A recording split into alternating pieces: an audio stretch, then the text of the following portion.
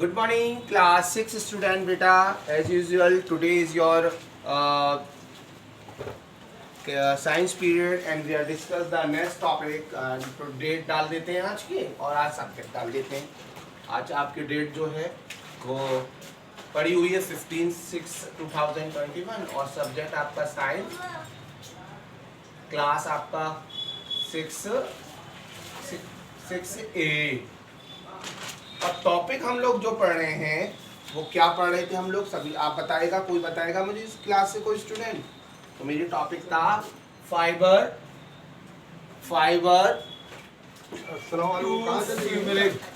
Fabric,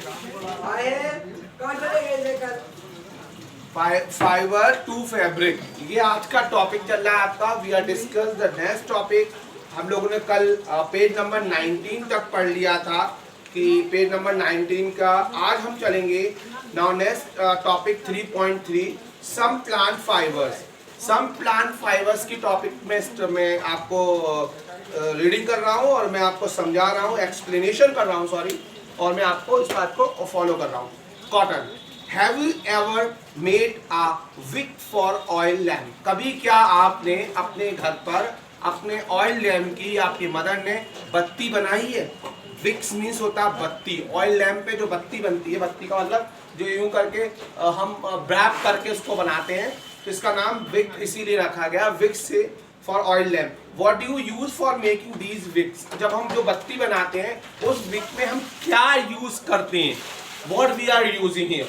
this is cotton. अब हम cotton की बत्ती बनाते हैं. हम कॉटन दिया जिसे कहते हैं, दिया जलाते हैं तो वो कॉटन की बत्ती होती है. This cotton wool is also use for filling the mattresses, quite और पिलोज. हम इनको पिलो वगैरह में भरते हैं, अपने तकिया वगैरह के अंदर भी इस रुई को भर के सॉफ्ट अपना, ताकि हम सोएं तो सॉफ्ट रहे हमारा सर के नीचे, इसमें भी यूज करते हैं.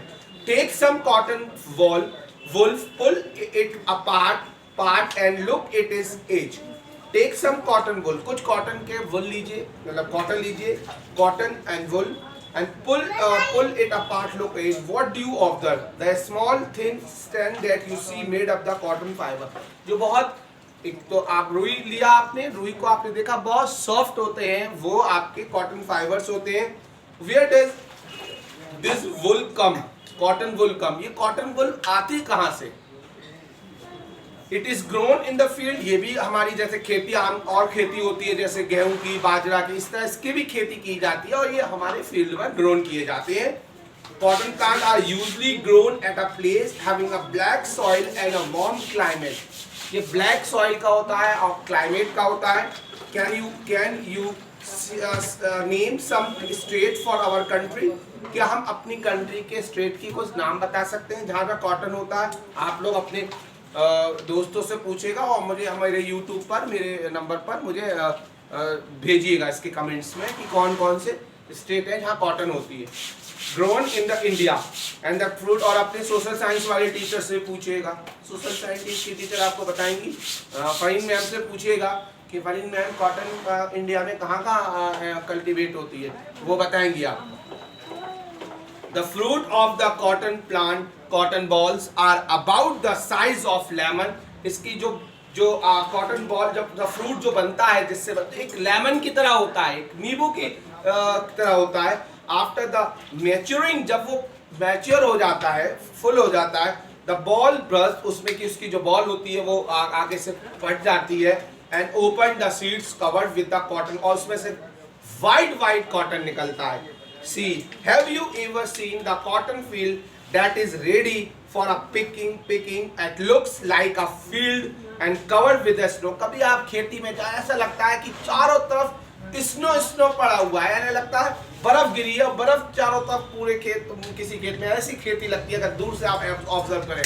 For these wall cotton usually picked by the hand. हम इनको हैंड से निकाल लेते हैं, तोड़ लेते हैं, उसके बाद उसके अंदर से fibers are then separated from seed for combing and from on the ginning. और ginning process से उसमें से उसका जो रुआ है वो निकाल लिया जाता है. by cotton ginning and was traditionally done by the hand. ये आज से नहीं, पुराने जमाने से ट्रेडिशनली भी होता है, पूर्वजों से चलता चला आया है, हम इसको हाथ से ही निकालते हैं. these days machine. लेकिन आज मशीन आ गई है, मशीन और ऑल्सो यूज फॉर ग्रीनिंग। इस ग्रीनिंग को मशीन से भी यूज किया जाता है।